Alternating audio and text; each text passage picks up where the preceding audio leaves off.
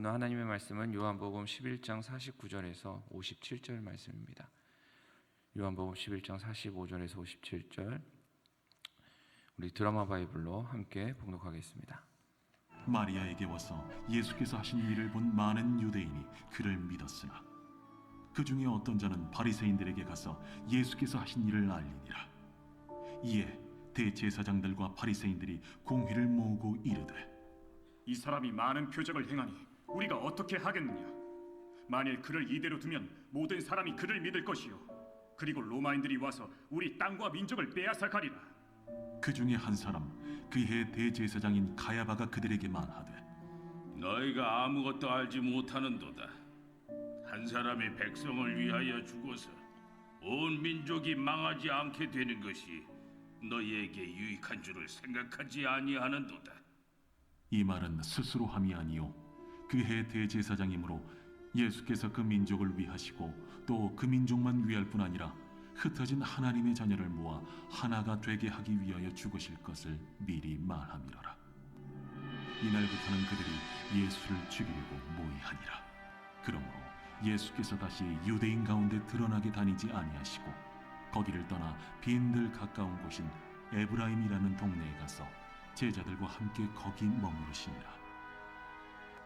유대인의 유월절이 가까우매 많은 사람이 자기를 성결하게 하기 위하여 유월절 전에 시골에서 예루살렘으로 올라갔더니 그들이 예수를 찾으며 성전에 서서 서로 말하되, 너희 생각에는 어떠하냐? 그가 명절에 오지 아니하겠느냐? 이는 대제사장들과 바리새인들이 누구든지 예수 있는 것을 알거든 신고하여 잡게 하라 명령하였음이로라. 아멘. 오늘 말씀을 가지고 믿음의 눈으로 보십시오라는 제목으로 은혜를 나누고자 합니다. 햇빛이 강한 날 선글라스를 끼고 다니다 보면 무심코 실내에 들어갈 때가 있습니다. 그런 순간에는 여기는 왜 이렇게 어두워? 라고 말하기도 하고 이내 내가 선글라스를 끼고 있다는 걸 인지하면서 벗을 때가 있습니다.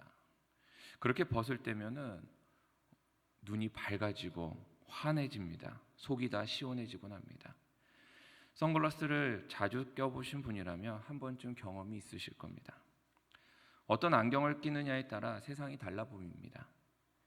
어떤 안경은 더 어둡게 보이기도 하고 어떤 안경은 더 크게 보이고 때로는 멀리까지 잘 보이고 어떤 것은 선명하게 보이기도 합니다. 이렇게 안경을 통해 세상을 달리 보는 것을 우리는 색안경을 낀다라고 말합니다.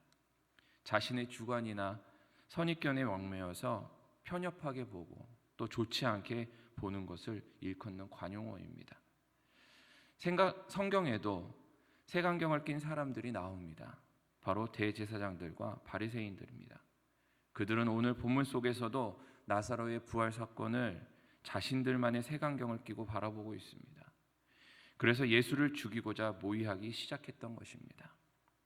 여기서 우리는 교훈을 얻을 수 있습니다. 오늘 본문 말씀을 통해 하나님께서 우리에게 주시는 교훈과 지혜를 얻을 수 있기 바랍니다. 첫째로 성도는 믿음의 눈으로 보아야 합니다.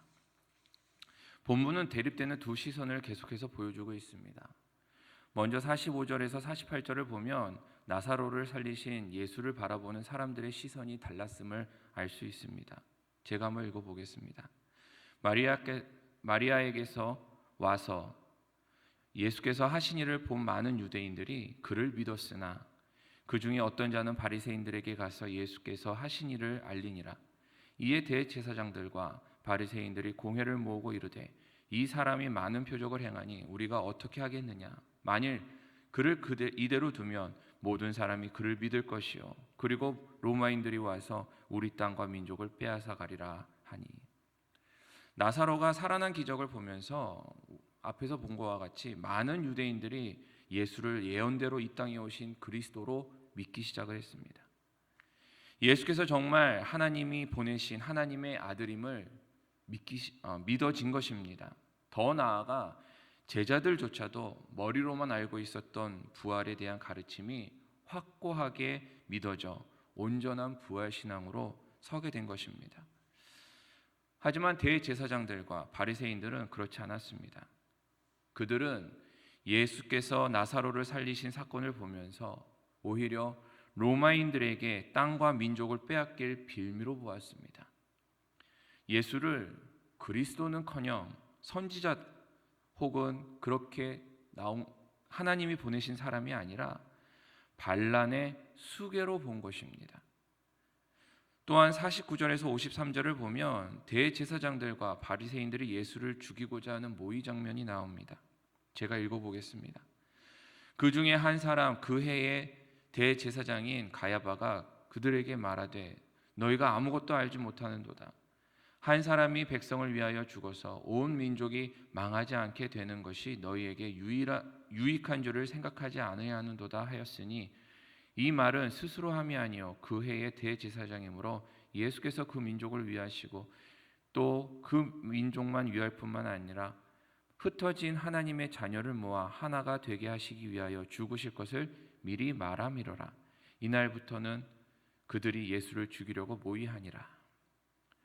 나사로 부활 사건으로 사람들이 예수를 더 많이 믿기 시작하자 종교 지도자들은 어떻게 해야 할지 개교를 부리려고 할 때였습니다. 그런데 가야바라고 하는 대제사장이 이렇게 이야기합니다.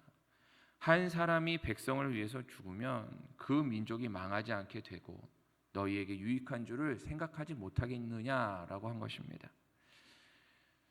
이것은 다른 어떤 방법보다도 예수를 완전히 죽여야 이러한 상황이 끝날 것이다 라고 이야기한 것입니다. 이것은 누가 봐도 끔찍한 살인교사 현장입니다. 하지만 이런 상황을 성경에서는 달리 보고 있습니다. 51절을 보면 이 말은 스스로 함이 아니요 그 해의 대제사장이므로 예수께서 그 민족을 위하고 또 그 민족만 위할 뿐만 아니라 흩어진 하나님의 자녀를 모아 하나가 되게 하기 위하여 죽으실 것을 미리 말함이러라 라고 밝히고 있습니다. 그렇습니다. 같은 상황을 설명하기를 흩어진 하나님의 자녀를 모아 하나가 되게 하시기 위해 죽으실 것을 미리 말한 것이다 라고 보여주고 있습니다. 하나님께서 가야바를 통해 주신 예언이라고 우리에게 가르쳐주고 있는 것입니다. 똑같은 상황을 살인교사 현장으로 볼 것인가 아니면 하나님께서 예언을 하신 현장으로 볼 것인가 달리 보게 되는 것입니다. 어떻게 이렇게 같은 현장을 다르게 바라보게 되는 것일까요? 그것은 믿음의 눈으로 바라보기 때문에 그렇습니다.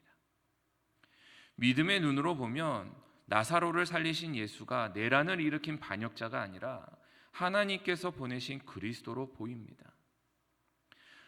믿어지는 것입니다. 또 믿음의 눈으로 보면 종교 지도자들의 계략에 빠질 위기가 아니라 그리스도로서 걸어가셔야 할 길을 예언하시는 것으로 보이게 되는 것입니다. 그렇습니다. 우리는 여기서 교훈을 얻어야 합니다. 지금 우리 앞에 놓인 상황과 형편을 보면서 믿음의 눈으로 보기를 마음에 결단할 수 있어야 합니다. 지금 상황을 믿음의 눈으로 보며 하나님의 뜻과 섭리를 따라 하나님께서 일하고 계심을 바라볼 수 있기를 주님의 이름으로 간절히 축원합니다. 우리가 믿음의 눈으로 바라보지 못하기 때문에 하나님께서 일하고 계심을 볼 수도 없고 하나님께서 일하심을 보지 못하기 때문에 이 상황이 낙심되고 좌절될 뿐입니다.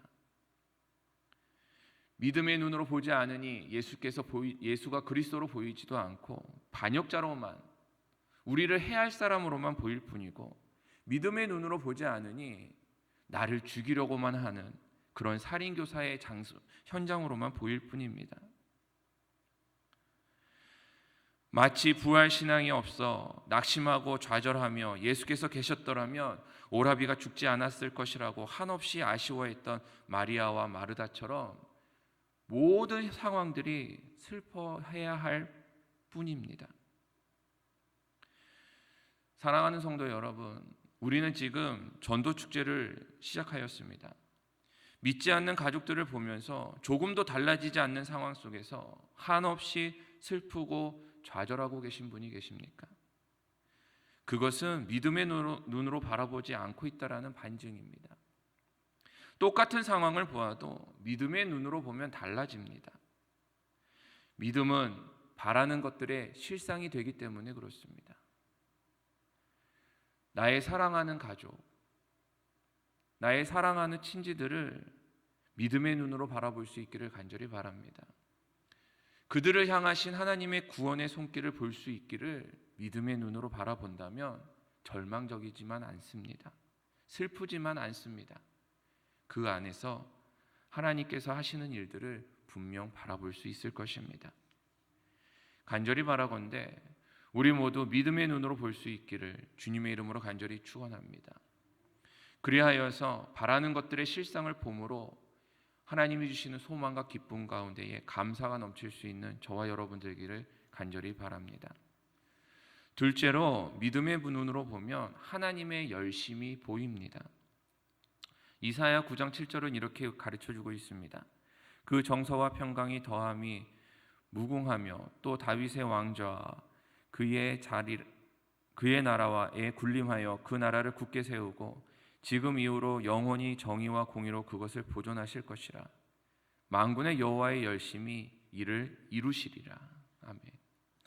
하나님께서는 당신의 뜻과 섭리 가운데에 우리와 약속하시고 그 약속을 이루시기 위해 지금도 쉬지 않고 일하고 계십니다.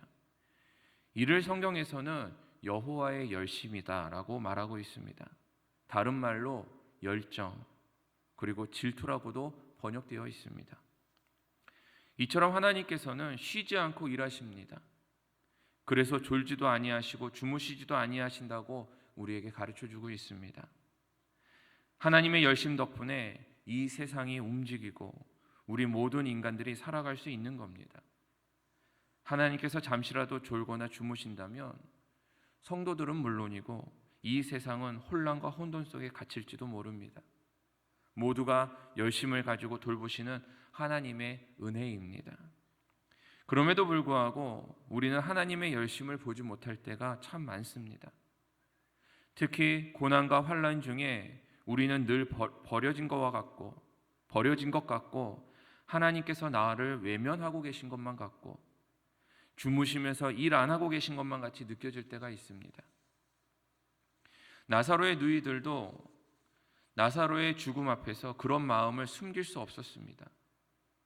예수께서 계셨더라면 이라고 말하면서 좀 더 빨리 오시지 않으신 것에 대해 아쉬워하는 것을 우리는 볼 수 있습니다.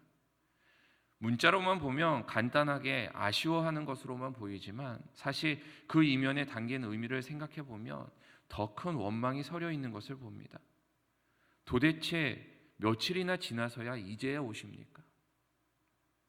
그동안 왜 우리를 생각하지 않으셨습니까? 장사 지내서 무덤에 넣기까지 왜 우리에게 찾아오지 않으셨습니까?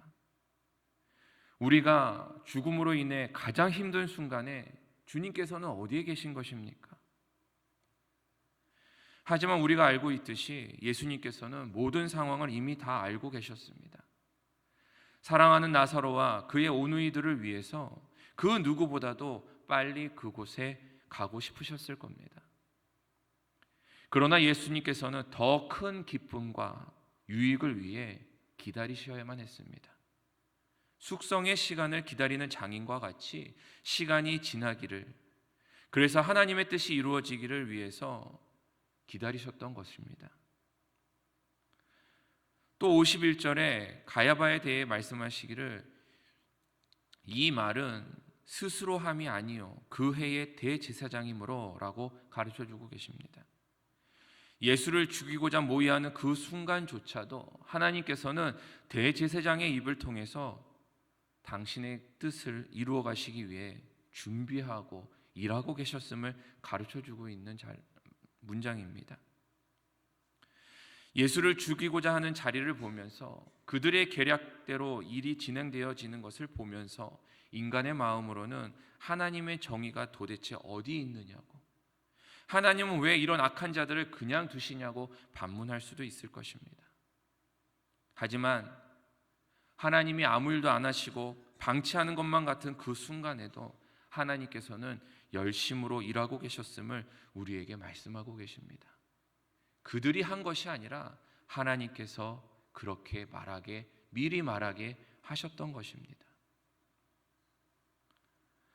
그 이후의 본문 말씀에서도 예수님께서는 숨으시고 종교 지도자들은 예수님을 잡기 위해서 많은 일들을 한 걸 봅니다. 하지만 그 역시 하나님께서 구속사를 완성하시기 위해, 우리의 죄를 용서하시기 위해 십자가 사건을 완성하시려고 다 일을 하고 계셨던 중이었습니다. 성도 여러분, 교훈과 지혜를 얻을 수 있기를 간절히 바랍니다. 지금 모든 것이 이해할 수 없고 지치고 괴로운 상황에 계신다 하더라도 믿음의 눈으로 볼 수 있기 바랍니다. 주님이 보이지 않고 나의 믿음은 약해지고 기도와 예배의 자리에 힘이 빠지고 계신다면 믿음의 눈으로 보기를 더욱더 간구하시기 바랍니다. 성령께서 내게 믿음 주셔서 나의 믿음의 눈이 열리기를, 그리하여 지금도 일하고 계신 주님의 열심을 선명하게 밝히 볼 수 있기를 구하시기 바랍니다. 오늘 하루도 성령님으로 말미암아 믿음의 눈으로 주님을 바라보며 지금도 일하신 주님을 통하여서 슬픔 대신 기쁨을, 재 대신 화관을 얻는 복된 하루 되시기를 주님의 이름으로 간절히 축원합니다.